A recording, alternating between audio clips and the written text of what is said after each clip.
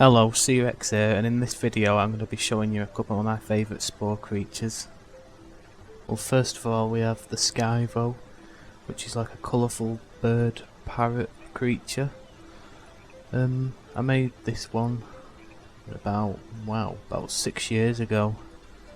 It's a very colourful creature. I don't often make creatures that are this vibrant in the colour scheme, but I think this works out quite well actually.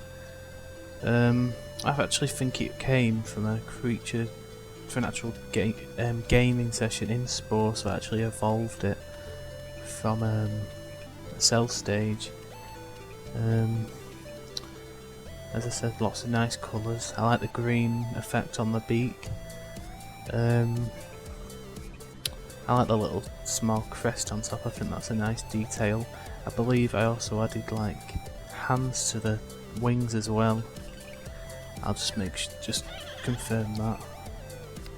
Yeah, I added little graspers to the end of the arms underneath the wings, so it'd be able to pick things up rather than picking it up with its mouth, which is often the case in creatures that don't have any limbs. So yeah, the first creature's the Skyvo. Now on to the next creature. Now the next creature we have is my oldest one currently on Sporepedia. He's called the Speckled Marp. As you can see, he's quite dozy looking, quite reptilian in appearance, apart from a few hairs here and there. He's got a pair of wings. He's got quite large claws as well. Quite a strange creature. Not to mention the crest on the head and the two tusks. I honestly don't know what I was thinking when I made this guy. I think I was looking for something a bit like a vulture, mostly bald and a bit ugly looking. Got a few spots on the back as well. I like the colour scheme. I think it could be a bit more vibrant.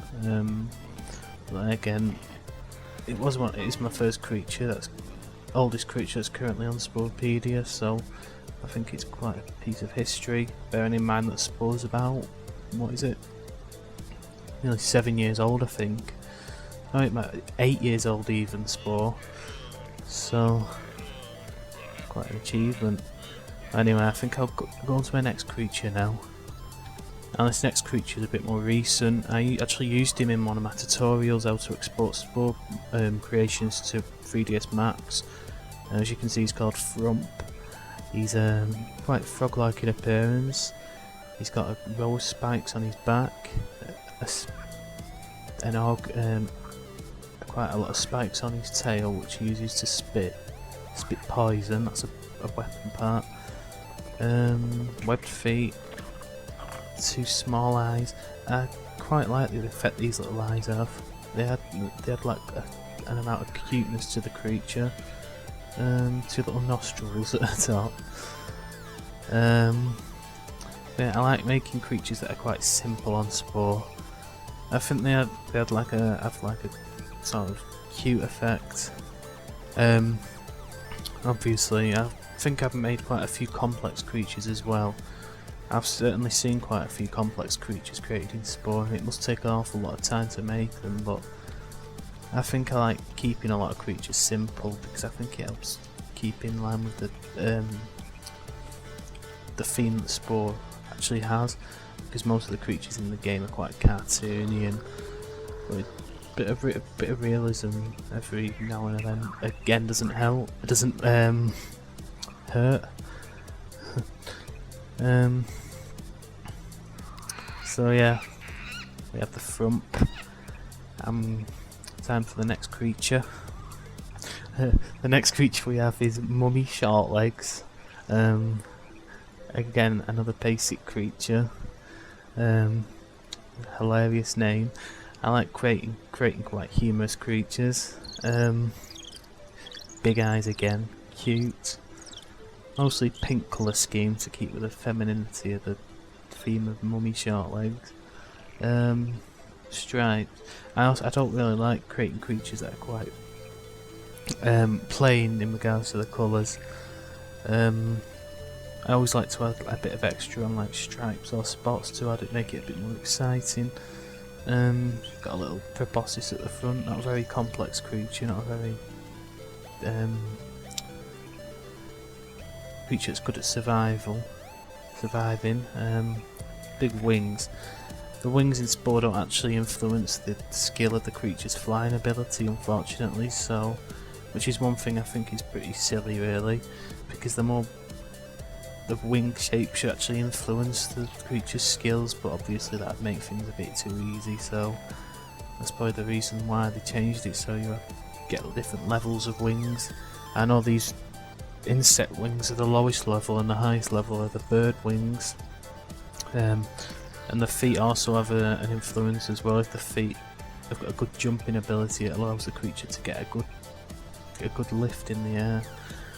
So I guess that's enough of me rambling on for now, so I'll go to the next creature. Our next creature is Nightflyer, which is obviously based off a moth. As I said before, I like creating some creatures that are quite realistic, and that's what I went for with this creature. I like the colour scheme. It's got like an overall brown colour but with purple undertones. Quite a cute creature with the big eyes and the bird noises. For the feet, I wanted a higher level type of feet to give it a bit of a lift when it flies.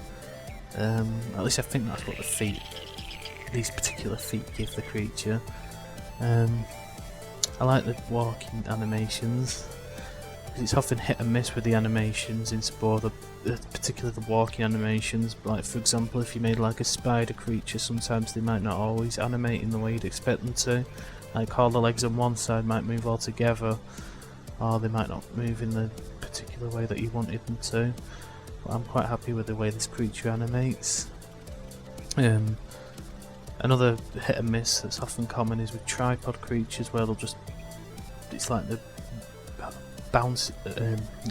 bounding across the ground, which is something I encountered while I was making the Willosaur, which is a recreation of an old Spore creature from an early demo version. Also a useful tip: if you place detail parts on the creature's back, that's actually what you can use to change the walking animation. It's one of the many things that have been lost over the years in regards to hints and tips in Spore, and I don't think it's actually included in any manuals, so it might be useful for people wanting to create creatures with multiple limbs. So yeah, on to the next creature. We have another creature, Carcarian, which is basically an attempt at trying to make a humanoid shark creature. I like the way this guy turned out. I actually made the legs quite realistic and actually looks at the proportions on a human body in regards to the limb size. I actually had this creature in mind for quite a while, since I first started playing Spore. I like the way he animates. I like sharks in general. Obviously making aquatic creatures in Spore is quite a challenge due to the constraints and the fact there's no aquatic stage.